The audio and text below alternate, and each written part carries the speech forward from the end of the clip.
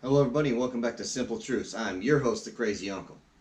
Today, I figured, you know what? I'm going to be in trouble at work anyway, so let's talk about the socialism and why it don't work. It's real simple, too. Is it that they're trying to make everybody on the same level? No. On paper, it looks great, but there is something that they totally forget. It's one of the major X factors. Fucking money. Right? The reason why socialism does not work when it comes to money is very simple. Is the fact that they spend way more than they bring in. Most socialistic systems are designed to buy votes, literally. You've heard for Rome, bread and circuses. If not, I suggest you look it up. But quite literally, you'll have, wherever they are, and I'm going to use Rome as an example because it's one of the prime ones, and then I'll touch on other ones later before I go. You got Rome that needs resources. They burn up all their resources, so what they have to do? They had to send their armies out in all directions to actually get the resources. And all they did was grab those resources and bring them in. It is very well noted that they would send scouts out, and if they found out that that area did not have enough resources, mostly shit that's shiny, they would say fuck it and move on to the next one. It's fairly well noted that the area of what we call, or they call Germania, and I don't mean Germany, was actually bypassed for a long time simply because there wasn't enough shiny stuff. Everybody there was basically a subsistence living.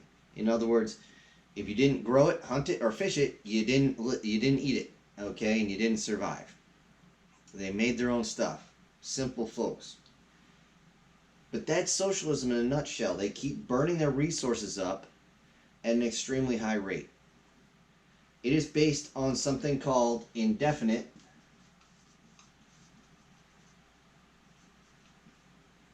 expansion. Okay, indefinite expansion quite literally is what it sounds like, where you can simply expand and expand and expand and expand, bringing more and more resources to the center, and you'll never stop expanding. Well, guess what? Because this shit don't exist. Even if we got off this mud ball we call a planet and started doing this exact same thing across our galaxy, eventually we'd have to go beyond the galaxy just to pull in enough resources to make everybody fat and happy. Now, if you look at 1930s, started in the late 1930s, a certain group of individuals that had a certain thing in their title, by the way. If you don't know, I'm talking about the National German Socialist Workers' Party. If you translate it to German and then put it in an acronym, that's where we get Nazi. So if you didn't know it, you do it now. What they did is they only had a finite area to work with. When they ran out of their resources, they would annex other areas to draw resources into the center. This is what they did when they started saying things about the Jewish population. When they literally were on the very verge of a financial collapse, they stole everything from those folks. They took their property, with the land, the houses, all the shit that was in there, and they reallocated the resources, so to speak. Now, the kicker with this is that if you can't expand beyond, and eventually they said we can't annex it, we just have to fight a war to take it, you move on to another socialist group that a lot of you young folks don't know about, the United Soviet Socialist Republic. And by the way, socialist and republic doesn't go together. If this is your primary, there is nothing else there. It is simply buying people off or people being appointed to their position. There is absolutely no voting. Like a certain man said who was from there, those who cast the vote means nothing, those who count the vote mean everything. Keep that in mind, it's relevant nowadays. Now, the thing with the USSR, their resources and their land,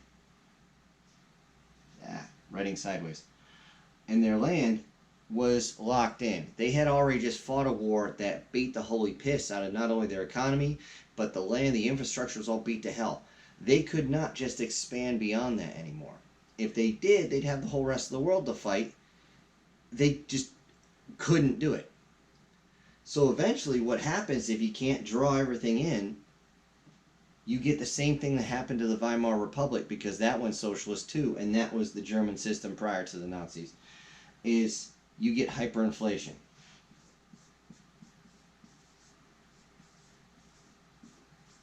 Hyperinflation, okay?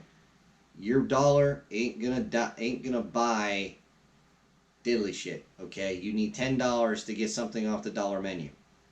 As for somebody who's seen it, this is unfortunately right here, this is where we're going, because we can't expand anymore, not without pissing off the entire world.